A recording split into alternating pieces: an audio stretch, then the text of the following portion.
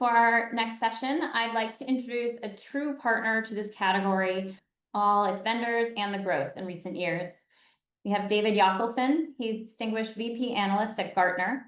He will be presenting Product Demos and Beyond, a cornerstone of modern go-to-market. Welcome, David.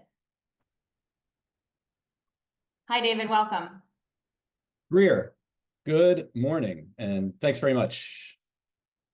Hello, everyone, and for everybody watching, Chris and I did not pre-plan our outfits today, so just so you know. And Chris also talked about this being a lot like going to the gym. You could say maybe it's like eating your vegetables, but I think the gym analogy is much better. And what I'm going to do for the next maybe 44 minutes or so is talk about just what you can see on the screen. Let me put this into presentation mode. Here we go. I am going to talk about the world of product demos, and I'm going to call it by a few different names, but I'm going to pick up on some of the themes that Chris touched on, and I'm going to pick up on them by talking about this, what I think is an amazing invention, technology, capability that I really wish I had had when I was on your side of the table. So maybe just 2 seconds on me. You can see that I'm from Gartner. That's pretty obvious. What do I do at Gartner? My role at Gartner is consider me a go-to-market analyst, which means that I help my clients. My clients are all tech companies. Well, most of them, maybe 98% of my clients are tech companies. And I try to help them get their offerings into market. As part of that, there are a few technologies that I look at, and one of them is this world of what I call interactive demo, but more on that in a second. I want to start off this talk with a little quiz for you. You don't have to answer it in the chat or anything, just think about it in your head. And the quiz is this. If you think about your website, what do you think is the top performing call to action or CTA in your website? Think about it for a second. And I'm going to give you what the answer generally is. For most companies, a top performing or the top performing CTA is get a demo, request a demo, schedule a demo, right? You know, we all have websites. We've all seen that. Now, second part of the quiz. What do you think is one of the most frustrating calls to action on your website for your buyers? It's not too hard an answer. The answer is going to be the same call to action. And yeah, you know, some companies try to make it more palatable and more fun, but hey, get a free demo. You can call us and schedule. And, you know, while it's well-meaning, it really doesn't address the way that buyers want to buy things these days. And so what do I mean by that? If we take a look at what the buyer journey looks like today, and remember the title of this presentation was, you know, how do we deal with demos and why are demos important to a modern go-to-market approach? Well, if we think about how buyers want to buy and we think about how we want to meet them where they are in the market, you know, what don't they want to do? They don't really want to talk to sellers. At least they don't want to talk to them early on in the process. They don't want to waste time scheduling and talking to an SDR and talking to an AE and going back and forth and scheduling a whole bunch of demos and wasting the time for it. They absolutely want to understand if what you have is right for them. And they also want to understand a few other things, like, are they solving the right problem and so on and so forth. But they don't want to have to pull those boulders up the hill that we or you as vendors often set up for them. So that's the one thing. Now, the other side of this, though, is what makes it arduous for you all. And you know, I'm sure every one of you could have created this slide for me, but you know, you got to figure out what that account wants, what the pain points are, what the challenges are, and you got to do it without them wanting to talk to you, which is a fun thing. Who's available to give a demo when they ask for it? How many should we give? What version of the product should we show? Oh my, 5 people want to see it. Great. How are we going to do that? So on and so forth. So it's not only hard if we think about this and how it's done traditionally for the buyers, it's also really hard for you all.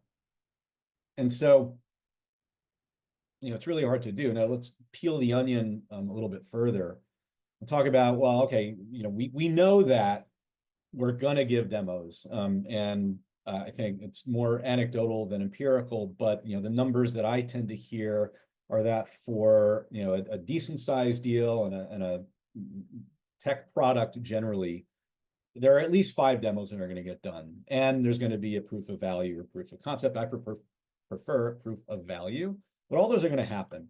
But what does it take to actually make those things happen? Well, it takes at least one of you, and often it's an SE, sometimes it's an SDR or an AE, but it takes a human typically, and it takes a working product.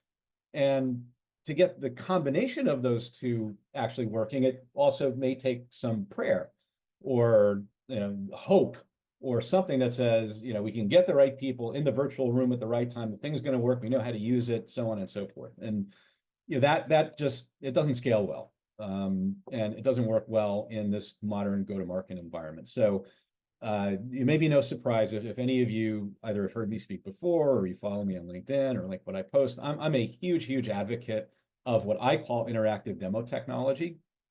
You'll understand why as we go through this. But why is that? So, for the one thing, the technology that we're talking about here allows demos to be treated like content. I can take one, I can put it on my website, people look at it, I can send it out by URL, I can leave it behind after a sales call. That's awesome. That's very freeing. But even if I move beyond that and I want to give a live demo to someone, well, this technology makes that a heck of a lot easier to do and to repeat and to change.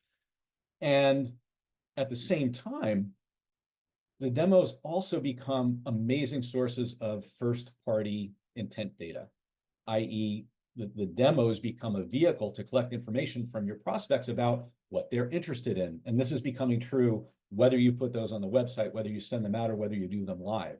And that's incredibly important given the increasing disappearance of people clicking on websites to go find things out initially because of the growth of LLMs and so on. So for the balance of this presentation, we're going to do 3 things. We're going to look at this space, which is called different things. We'll take a look at what those things mean.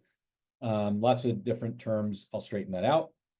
We'll talk about how this all can and should and is being used across a buyer journey or a sales process, however you want to think about it. And then I want to take a little bit of a step back and help you understand, okay, there's a lot of stuff. There's a lot of stuff available here. There are a lot of forms of this. And how do you think about how to consider it and how to apply it? So let's jump into the first part here. And let's do a little terminology semantics checkpoint. So we're talking about kind of a demo that we want to create. Now, I've used the term so far in this presentation, and when I write about it, I typically call it interactive demo. Why does Gartner decide to put a stamp on interactive demo? I like to look at things from the buyer's perspective. And so interactive demo to me echoes more of what the buyer experiences. They have an interactive experience with this thing, a demonstration, a product, and so on. It's our favorite term. Now, historically in this market, and the history of this market doesn't go back all that far, but historically, it was the vendors that were more on the marketing use case side of this that favored the term interactive demo. And to be perfectly honest, I spend a lot of my time on the marketing piece side of go-to-market. But we're not the only game in town. And so there is another term that you've probably heard a bunch, which is called demo automation. And for the most part, it was the vendors that had been focused more on the sales side or pre-sales use cases that use that term. And it's perfectly valid. I think that it echoes, like you see here, it echoes the value to the demo creator or demo giver, i.e. I want to automate the ability to create these and make that a lot easier. And it turns out that our friends at G2 like that term. But it doesn't matter. Let's assume we're all talking about the same thing, the same market, the same set of technology. And at the same time, I'm going to throw you a little curveball, and I'm going to use the term product experience. And I'll explain why I do that. But interactive demos, demo automation, to me, is all part of this world of providing a product experience to a user, to a prospective user, to a prospective buyer. In fact, from a Gartner perspective, we make a lot of predictions. And one of the things that we think is over the next several years, and it's happening already, you could argue it happened a long time ago, but not with this technology. But what's going to happen over the next couple of years is that the vast majority of SaaS providers are going to incorporate multiple product experiences, ranging from interactive demonstrations to sandboxes to live demos to POVs to all of these things to free trials and so on within their go-to-market strategies. Why? Because these technologies makes it a lot easier for buyers to understand, do you have the right thing for them? And it gives them an opportunity to try it in their own context. And they need that in order to make a case, or it's one of the things that they need to make a case in order to make a purchase. So we think that's going to happen, and that's going to increase significantly from what we think is about 20% or less of the market today that are doing this. And I look at lots of websites, I talk to lots of tech companies and so on, and from my perspective, there's a lot of vendors out there that still have that call us, get a demo, and we'll figure out how to schedule that thing. So it's going to change, and it's going to change. Why is it going to change? One of the areas that I've looked at over the years is product-led growth. And for the sake of the way we think about it and what you need to know for product-led growth, we could spend a few hours on that. But think about PLG being not necessarily 100% self-serve, but think about it meaning that the first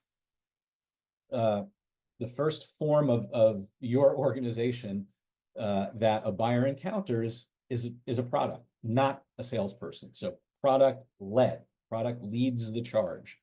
And why is PLG a good thing, or why are PLG tactics a good thing? Well, these days it's kind of impossible to get any attention if you go strictly top down in your sales motion and your sales process. We know that buyers want to see the value of what you do. They want to experience it early. You want to create advocacy, get people talking about it inside accounts and across accounts and so on. But the overarching benefit of a product-led motion is speed. Not many products in B2B, and especially B2B tech, are going to be bought by pressing a button and putting down a credit card or a purchase card. So if that's not the main benefit, what is? Well, getting to the point of making the decision, increasing the speed that the buyer can get to the POV and have a business case built and those sorts of things is really what this is all about. And it's in the heart of it also it's about letting buyers buy the way that they want to buy. They want to do things on their own. They want to experience and see value, all the things that I've been talking about. And by the way, this is even more true with AI, with Gen AI, and in particular with agents and agentic solutions. And we'll touch on that as we go through. But making this process go faster when the average B2B sales process or buying process takes 10 months is imperative. And just imagine it this way, mention AI here. If the average B2B buying process takes 10 months, but you're revving your products weekly, those two things don't meet up. So just think about trying to demonstrate a new feature, new capability, and so on to a prospect and make that happen in real time. Really, really, really hard to do if we do it in a traditional manner. So product experiences for me mean a lot of different things. And the boulders that you see here, taken from that first slide, represent the variety of different product experiences that might exist. And as you can see, they range from real demos to interactive demos to free trials to freemiums to sandboxes to POVs and so on. And I'm not telling you anything you don't already know about how important all these things are. But the challenge with all this has been, before this technology existed, there was no such thing as self-serve. I mean, yeah, you could watch a demo video, but those videos take time to create. They're hard to change. They're expensive. You kind of have to do them well, otherwise people ignore them, and they're not interactive.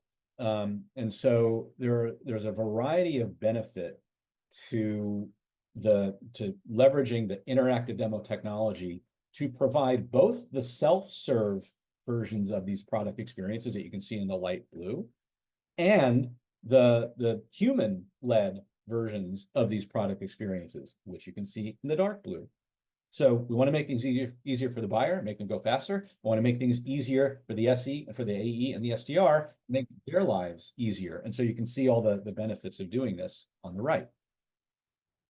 So that's my sales pitch for interactive demo automation, for thinking about product experiences and at least creating the playing field or introduction to understand, look, not only there are going to be a bunch of these as part of any buying process.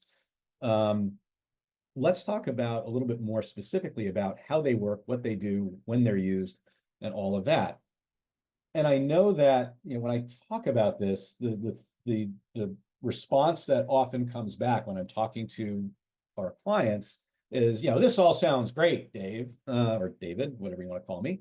It sounds great, wonderful, but there's one of me, there's two of us, there's never enough of us to go around, and it has to be easy, and we don't have monopoly money to play with. We don't have a huge budget. Chris talked about increasing budget. That's great, but it's really hard to get new stuff in, and it's hard for us to get these things going. So why should we listen to you? Why should we go about doing this? So let's talk a little bit about how this technology works. And I promise this is not a very deep dive. This is a kind of shallow deep dive.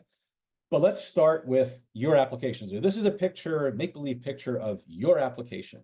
And so the way that interactive demo automation technology works, very generally speaking, is we make a copy of that application. And I'm simplifying it.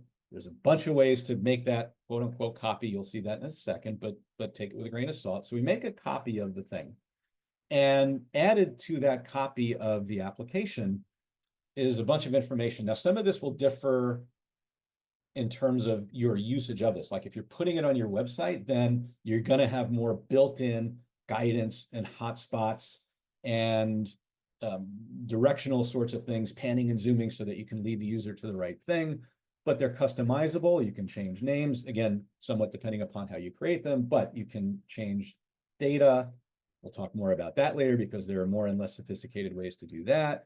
You can add calls to action in these. So if you, let's say, for example, you want to put one of these on your website and you also offer a free trial, one popular thing to do is, as you see on the screen, put in a CTA that says, hey, do you want to start your free trial? It turns out that the conversion rates into free trials or free offers from an interactive demo far exceed not having the demo. And I'll give you the conversion rate argument again in a moment. These are designed to be relatively short. If you were thinking about this like a video, our counsel always was, for a video on a homepage or a video on a product page, it cannot be more than 2 minutes.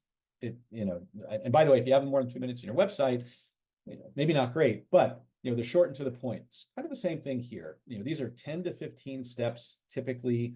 You can see the steps, and the visitor, the user of this, can walk their way through it. They interact with it, and it looks like they're kind of playing with it. So that's how that all works. Let me show you a sort of a quick example. This is one of our clients, company out there, Quantum Metric. They do product analytics. They use interactive demo technology on their website, and they, like many companies are starting to have, they have what I'll call a demo center. Actually, these are all found in their resources page, but you can filter on, give me all of the interactive demos or product tours that you have. And so you go to their resource page, you pick the demo that you want, and then you see that little demo application with the right guidance to say, hey, here's why this is cool, here's what's neat, here's what we want you to look at, here's what we want you to walk away with. This is the reason why, one of the reasons why I'm such a fan of this technology. And these are the kind of numbers that we hear again and again and again and again. I hear them from the users of the technology, I hear them from the vendors of the technology, in the conversations I have. The conversion rates, when these are used, far exceed anything else that's on the website. And they work way better than the get a demo thing. They drive more engagement, a lot more engagement than the videos do, and they're a heck of a lot easier to create. So, good for the marketing department, makes life a lot easier. But don't think of this only as a marketing thing. Think about it in terms of your time. How many times does the SE get asked to do the first demo? And whether it's an SE or it's an AE, somebody gets asked to do this really easy, simple, hey, here's proof that we're alive kind of demo. What if you didn't have to do that? What if you could get that done either on the website or sent out as part of a campaign.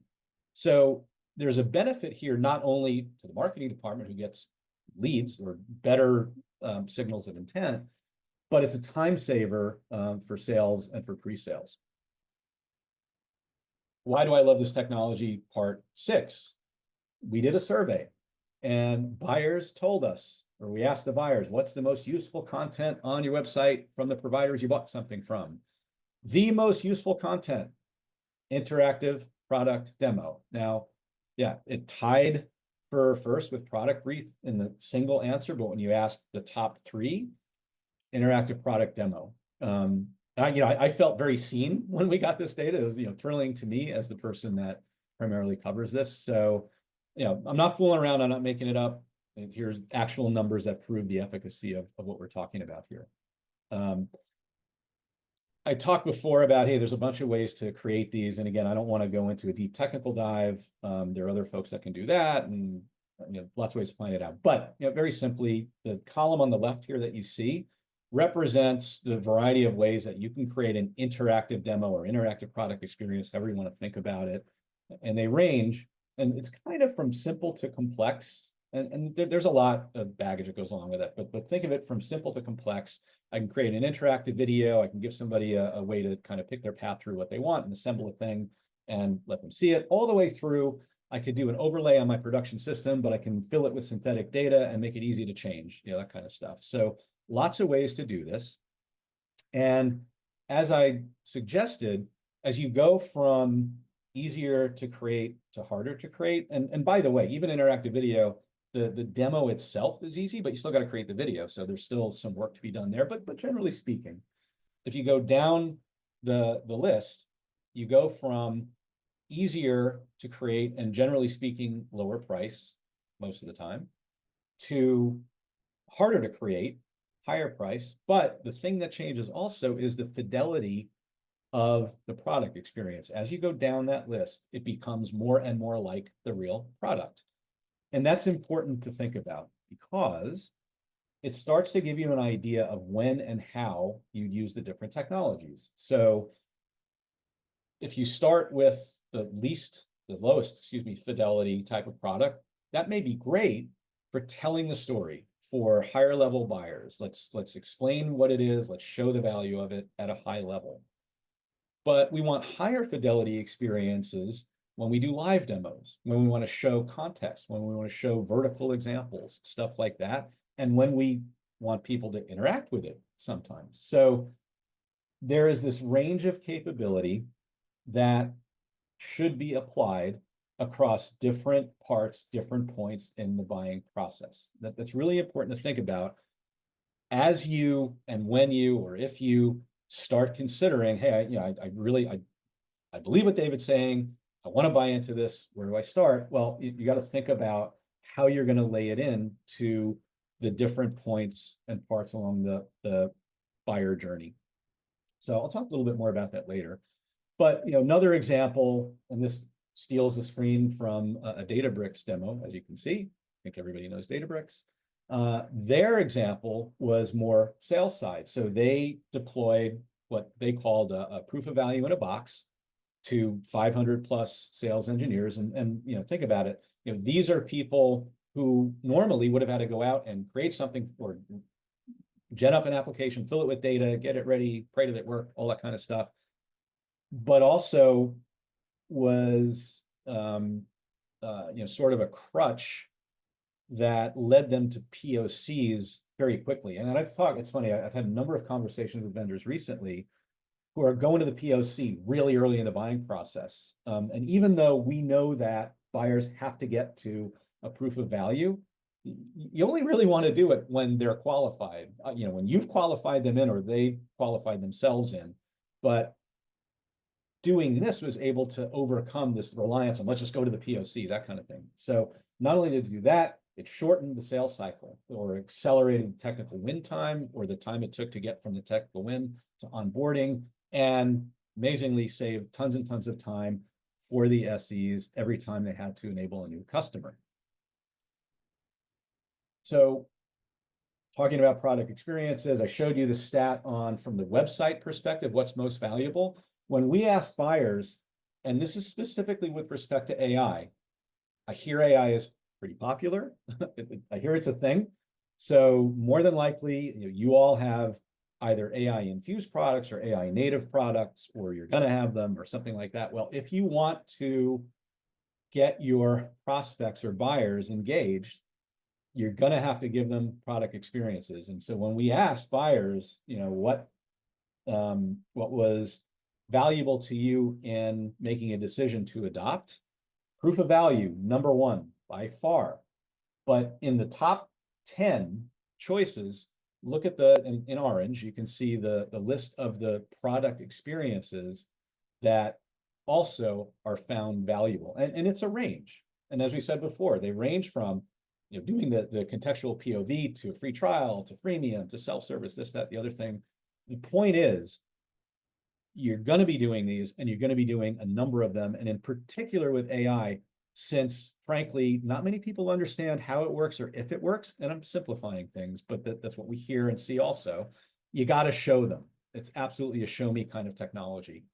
So an example of that, and I'm not saying anything out of school, Salesforce has talked about this publicly, but Salesforce uses a range of product experiences throughout the buying process, starting at a high level to do the things we talked about, to help prospects self-qualify. So a little bit of discovery work with a pick your own adventure kind of a model. And that moves to a little bit more sophisticated product tour. So let's take a look at exactly what the product looks like. How does it work? What does it do? Let's show you this, show you that. Maybe we show different use cases in different product tours or interactive demos. And then ultimately, because they know that people need and want to put their hands on it, they have been providing a demo instance. That's going to become more of a sandboxy simulation kind of thing. But point being, they got the religion. We need a bunch of product experiences that we can deliver much more easily throughout the buying process, so we can discover more about the buyers and let them buy the way that they want. Summarize a bunch of the benefits here, both from the marketing and the sales side. And I've touched on a lot of these, but I think it's important, if you want to make business cases for this, the technology becomes pervasive in organizations. So I think you kind of have to understand where and how it can be used best and what the returns are. So from a marketing standpoint, I talked about increased conversion rates, lifts in terms of free trial signups, reductions in client acquisition costs, makes it a lot easier, faster, cheaper to acquire clients. But on the sales side, also great benefits. Close rates increase. The 36% of the leads that came in through interactive demo became a qualified opportunity. And you saw the stat before, the sales process shrinkage time. I've seen that 30 to 40% number numerous times among my clients. And then from a pre-sales perspective, I didn't write up numbers here specifically, but I've seen them and I've heard them.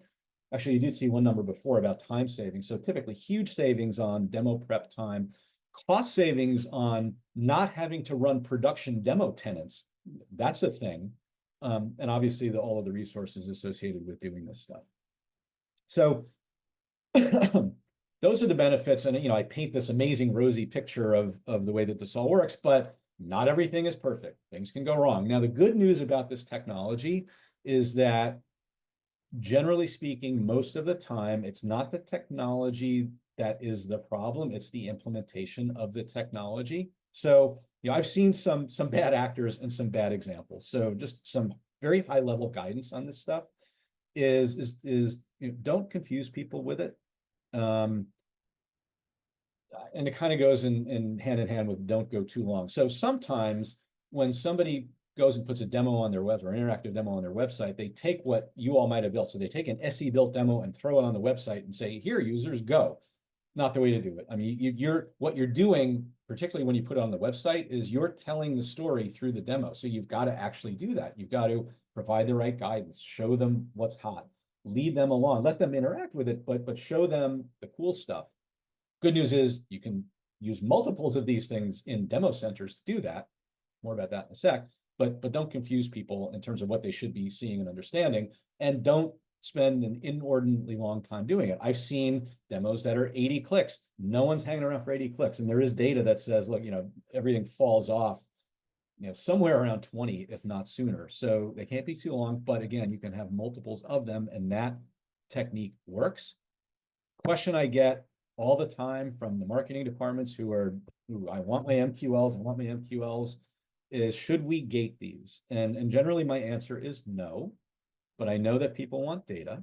So pro tip, don't gate at the front end.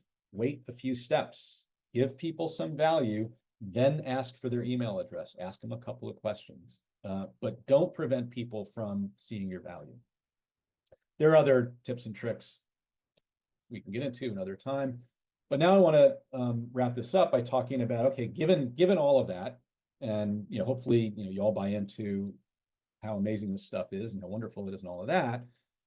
How do you think about it? What should you consider? So I'm interested in it. What steps should I take? How do I consider products, vendors, all that kind of stuff? So one thing to think of, and I mentioned this before, that this is a very versatile technology. I've been talking primarily because of who I'm speaking to about the sales and the marketing use cases, but there are product management use cases. There's customer success use cases. There's a variety of ways to use this technology. And most of the time, regardless of where the technology starts in an organization, it goes to other places. And I've seen it start in marketing, go to sales. I've seen vice versa. Now, I've also seen instances where those two worlds never meet, which is more of an organizational problem than a technology problem.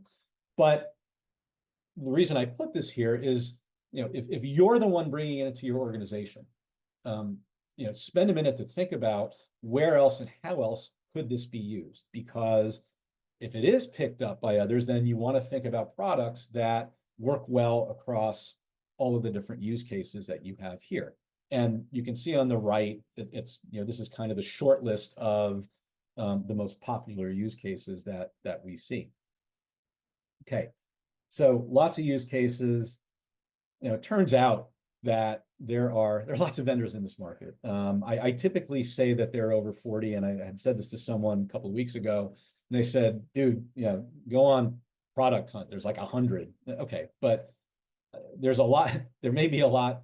There are 40 that matter, and even within that, there are probably about 20 that have some degree of gravity. Let's put it that way.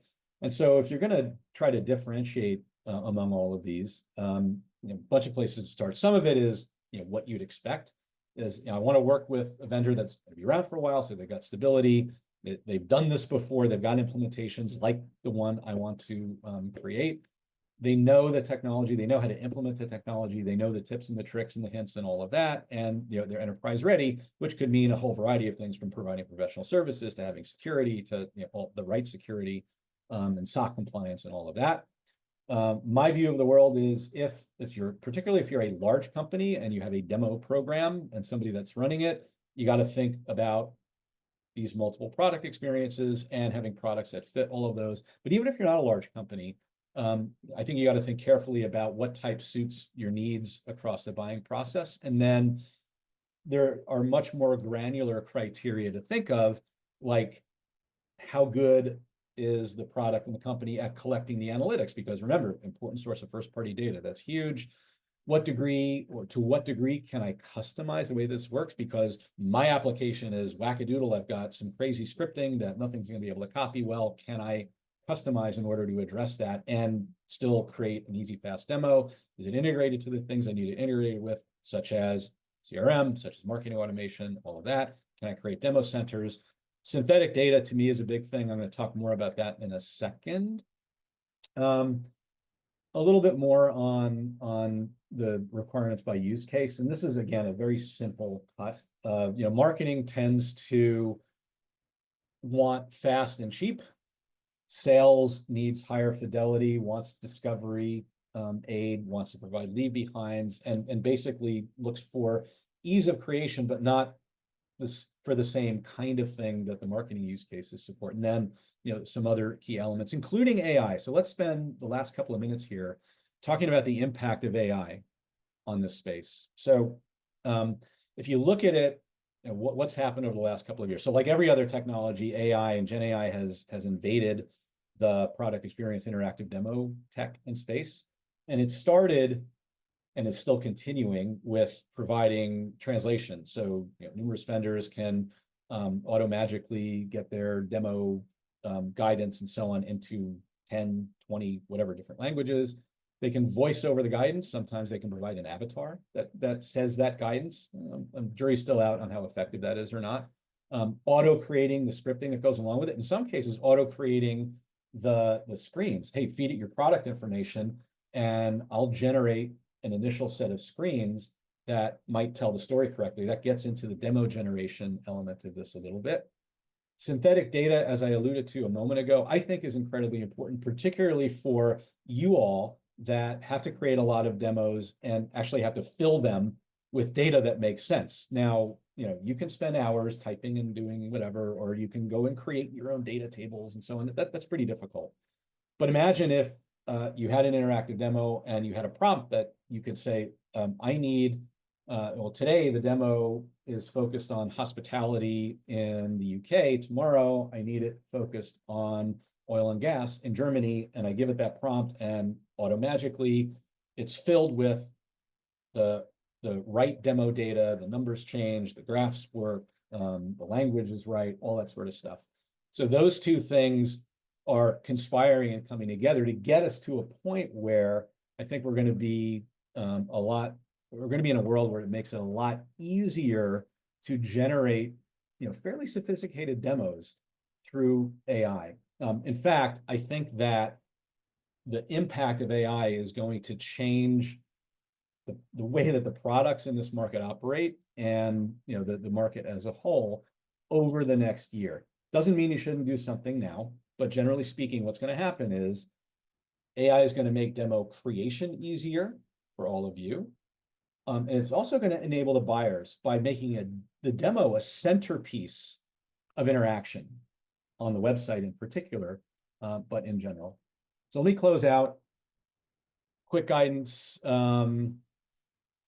You believe what I said, then a bunch of jobs for you. So next week you get up, try one of the Prize. If you haven't tried one, just sign up. There are like 5 that offer freemium. Try it out, see how it works, because it's really hard to, even with all my wonderful pictures, it's kind of hard to understand how it works and what it does without actually seeing it. So try it out, and then start thinking about the best ways to use this, regardless of use case. And then go deeper. Start looking at your buyer journey. Where can this tech match up with the instances at which you need to show the buyer things? And as we said, it's in a bunch of different places. Meet with your peers, talk about where is this best fit? Where can we use it the best advantage? Where is our most pain?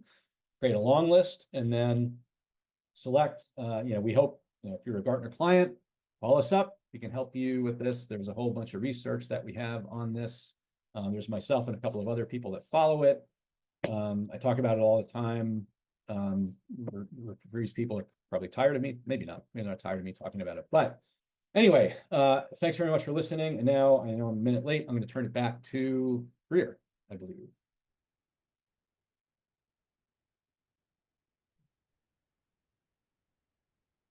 Thanks so much, David. We have some really good questions coming in the chat and in the Q&A. So we have a couple minutes, wanted to run a few by you. We'll see how many we can get to here. We had 2 that kind of have to do with engagement with the demo and adoption. So I'll just run those 2 questions by you, and maybe you can answer them together. So yeah.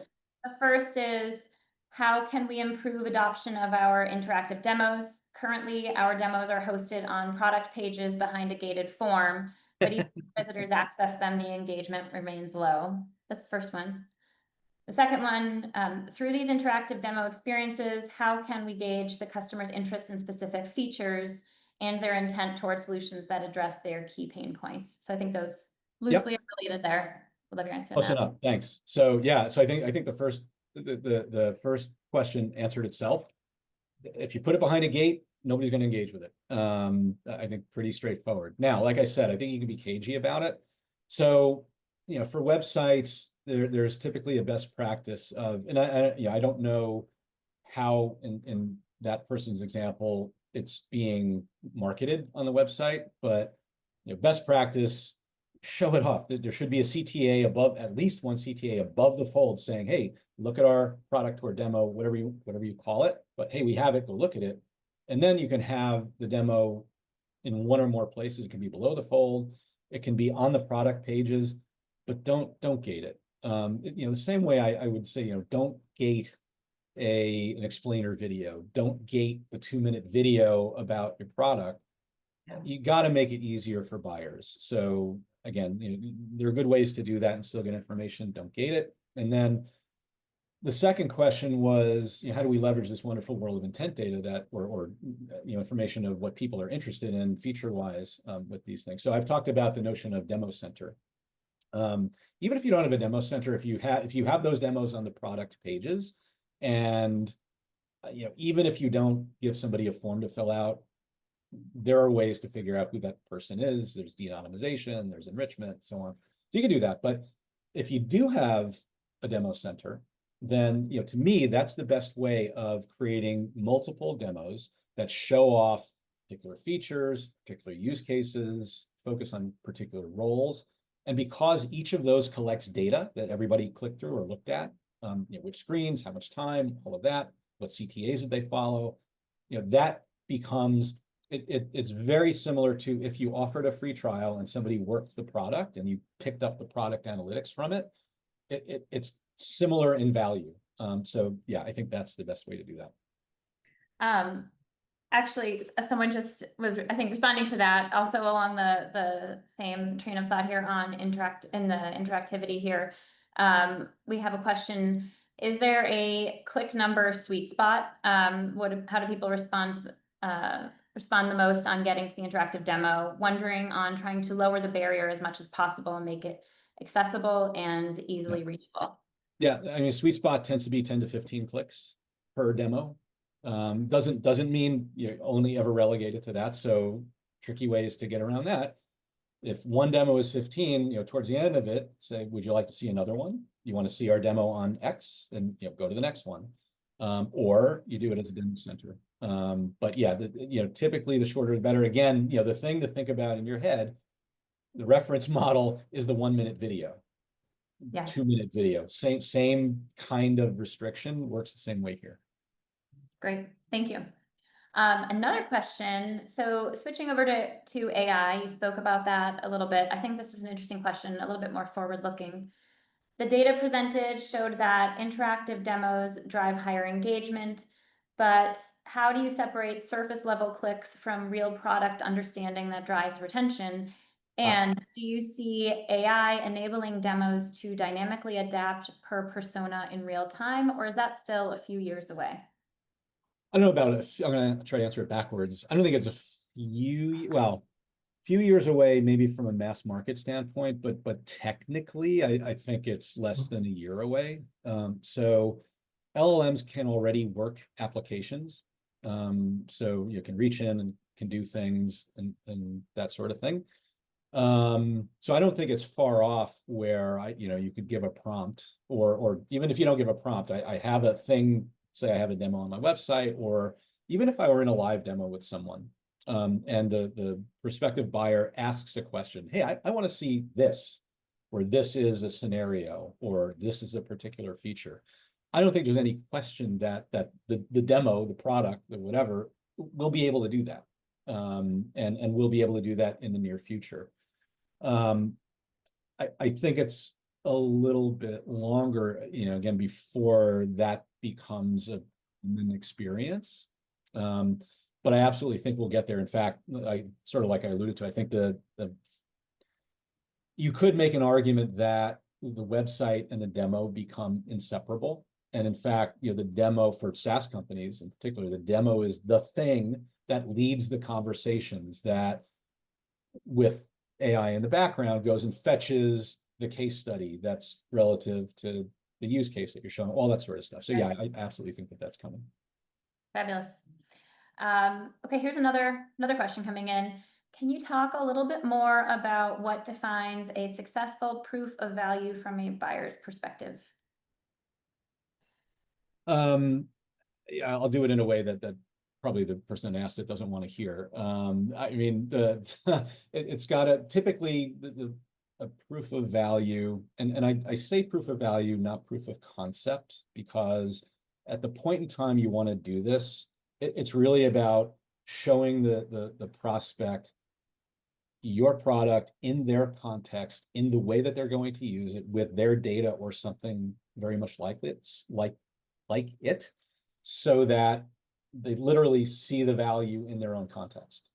So if you accept that definition, then the success criteria is they put it through the paces and the metrics that they set, and the metrics for a POV have to relate to the value that they expect to see from the application, or this prototypical version of that application. So the metrics are going to be different, depending upon the product, the use case, all of that. But success means it did what the buyer expected it to do in that contained prototype, POV, etc. Okay.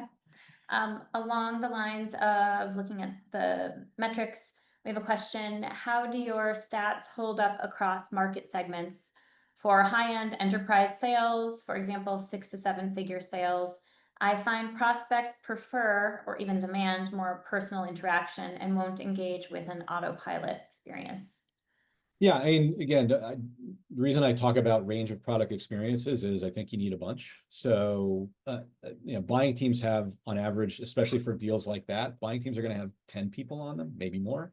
And those 10 people are, and I realize not every one of those 10 makes the buying decision. Usually there's about 2, but those people are going to want to consume things a little bit differently. So I don't think there's anything wrong with offering the self-service version of it, but we all know, and you saw it with the product experience slide that had the light blue boulders and the dark blue boulders. Some of them can be self-serve, but a bunch of them are going to be real and live. And the longer you get into the sales process, the more it's live, quote unquote, real. But also think about it in terms of the demo being able to sell for you when you're not there. So one of the cool things about the technology is if you send it by URL and you say, look, here's a representation of what our thing is and how it works, and maybe it's even tailored to their specific use case. Maybe they send it to 2 other people. I don't want to see this, but Phil and Bob and Sarah want to see it. Well, if they send it to them, you get their names, you get their data, and so on. So, somewhere in that sea of 10 or so people, I'm sure self-serve is useful, but I don't mean exclusively self-serve.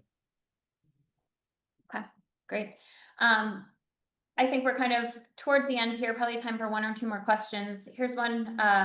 Looking ahead 5 years, do you think that the demo as we know it will even exist, or will it evolve into something fundamentally different? Where do you see it going?